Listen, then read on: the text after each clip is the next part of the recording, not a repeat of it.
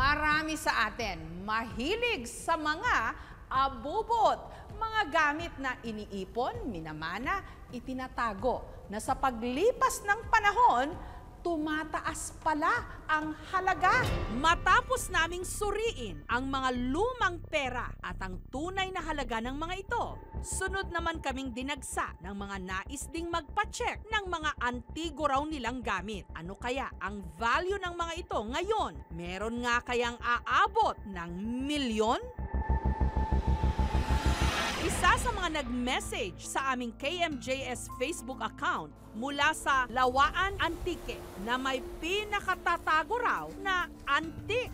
Siya si Rebecca. Sandosenang piraso ang kanyang koleksyon. Ipinamana raw ng yumao niyang asawang Austrian journalist na si Wilhelm. Bago kami mag-asawa, sir, nandiyan na yan sa bahay. Itong pinakalaki lang nakita niya sa kamay ko na bit-bit ko. Ingatan mo yan, napakamahal yan. Sa tingin ko may precious, sir. Ang may malaki raw halaga, ang mistulang gintong sculpture na ito na may bigat na mahigit 5 kilo kung saan nakahulma ang imahe na tila nahahawig sa Hindu god na si Vishnu. Sinubukan na raw itong ibenta ni Rebecca. Yung may mga bumisita sa amin, ganyan ang iba-iba't lahi. Sabi nila, babalikan lang daw nila. Tapos naghihintay ako ng hintay, wala rin bumabalik. Sa Hinduism, kilalang kilala ang imahe ng Vishnu. Sa mga mayayaman, mas gold ang ginagamit para sa paggawa ng statwa ni Vishnu.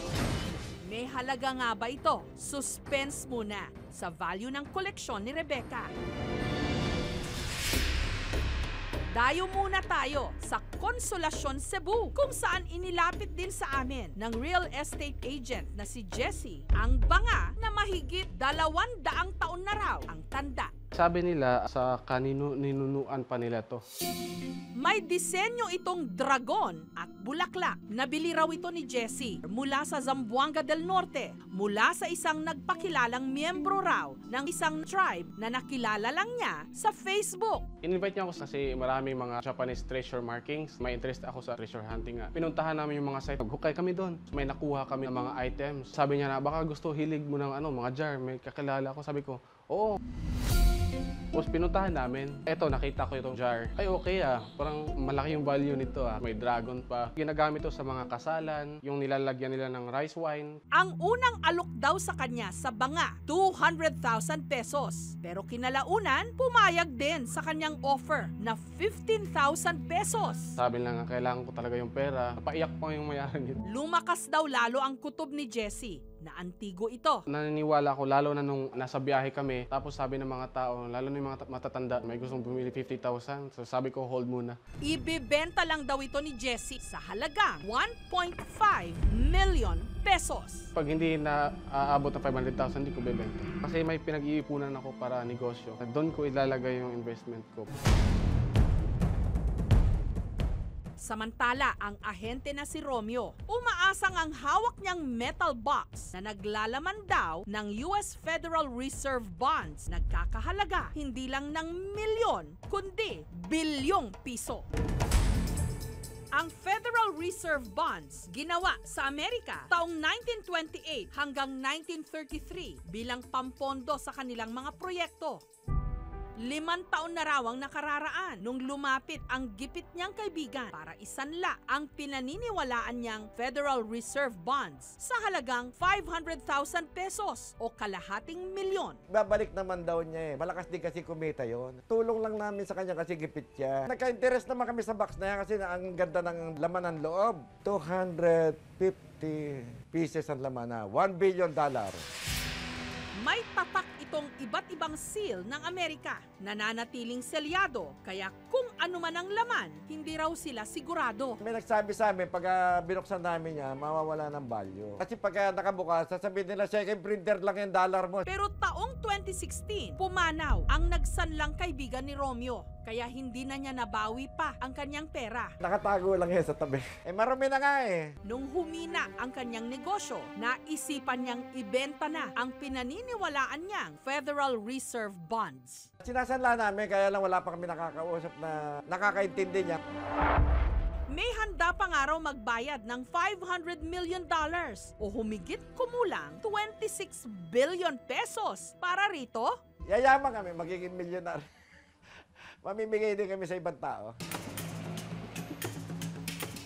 Ang 70 anyos namang si Lola Lina, nakasalalay daw ang paggaling sa ipinamana sa kanyang antigong sisidlan. Mahigit 2 dekadang naging domestic helper at caregiver sa Hong Kong, si Lola Lina. Kung saan nakilala niya ang kanyang amo na si Roy Scott, isang World War II veteran. Nagkaroon na siya ng mild Alzheimer, kaya ang pagkakilala niya na sa akin, mother niya ako. Bago ito namatay noong 2007, pinamanahan daw ni Roy si Lola Lina ng ilan sa kanyang antique collection. Kabilang na ang isang lalagyan na gawa raw sa mamahaling bato. At ang sinabi raw ni Roy na halaga nito nasa $50,000 o mahigit 2 million pesos. May kasama pang certification mula sa abogado ni Roy na nagsasabing nasa mahigit 100 taon na ang tanda nito. May libro rin daw na hawak si Lola Lina kung saan makikita ang katulad na larawan ng kanyang lalagyan. Itong artifacts na jade, na brass holder, dark green, panahon pa ng Qing Dynasty, 17th century. Bagamat pinagbawalan daw siya ni Roy na ibenta ito, dito niya raw balak kumuha ng pantustos sa kanyang pang-maintenance sa kanyang high blood. Matindi ang pangangailangan ko sa financial. Sino kaya kina Rebecca, Jessie, Romeo at Lola Lina ang may pinakamahalagang koleksyon?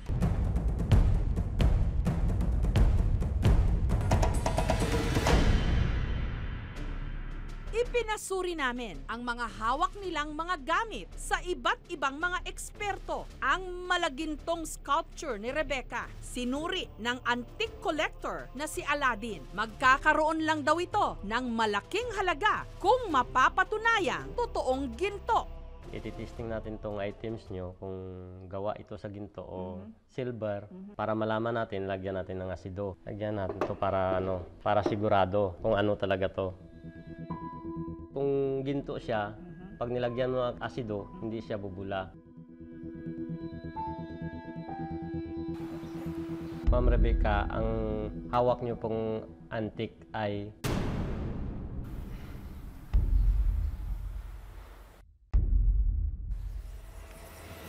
hindi po ginto.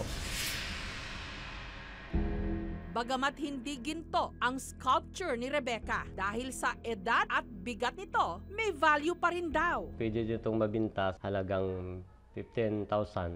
Sa totoo lang, gusto ko siyang itago as a souvenir. Pero kung mag-agree kami sa isa't isa ng buyer na yan, sa presyo, siguro mabibinta ko na lang. Ang antigong banga na isinanla naman kay Jessie na nabili niya sa halagang 15,000 pesos, inilapit namin kay Jobers Bersales, anthropologist at head curator ng University of San Carlos Museum sa Cebu. Lahat kasi ng artistry ng Pilipinas, hindi gawa-gawa. May cosmology, may ritual na nangyayari among our indigenous communities.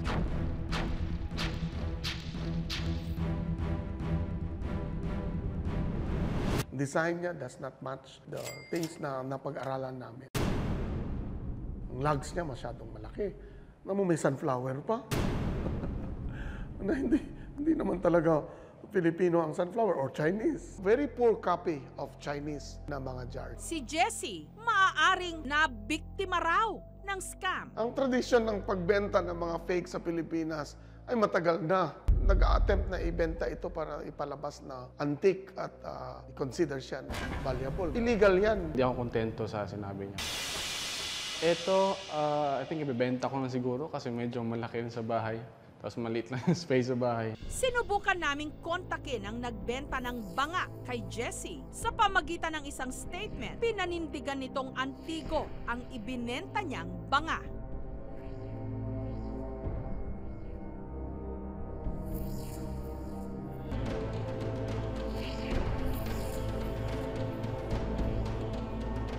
Ang sumuri naman sa isinanlang US Federal Reserve bonds daw kay Romeo na kung mapapatunayang totoo, maaaring magkahalaga ng bilyon-bilyong piso ang picker o kolektor ng mga lumang gamit na si Kyle. Tinitignan ko to ngayon, talaga namamangha talaga ako. Kulang na lang ofera na kita eh. Pero Sir Romeo, check lang muna natin isa-isa ang mga detalye.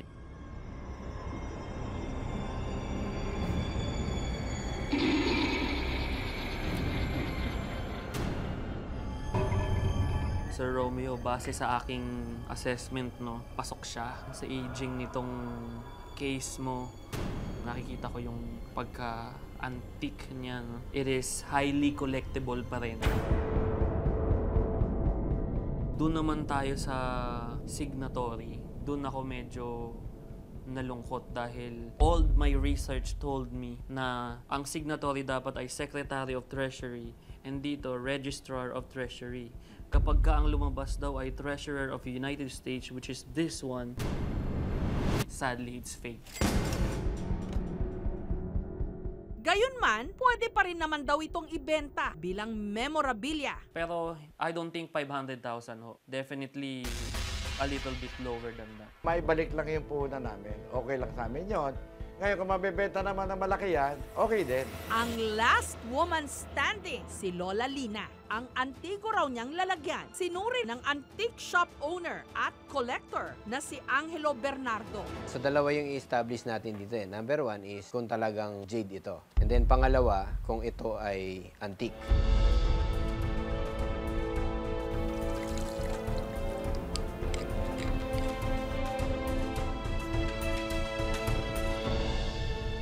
Kasi sa assessment ko, Nay, may halaga to. Pero hindi ito yung halaga na ini-expect natin. Sa tingin ko, ang value nito, kung kunyari, ibebenta ko sa shop, mga 5 to 10,000 lamang. Sa mga ibang shop, nag-i-specialize sa ganyan, baka benta pa yun ng mga 30, 40, 50,000. Pero hindi 1,000,000. Ibibenta ko lang yun kung maayos ang presyo. Pero sa ganong presyo, ako na lang ang mag-ano na souvenir.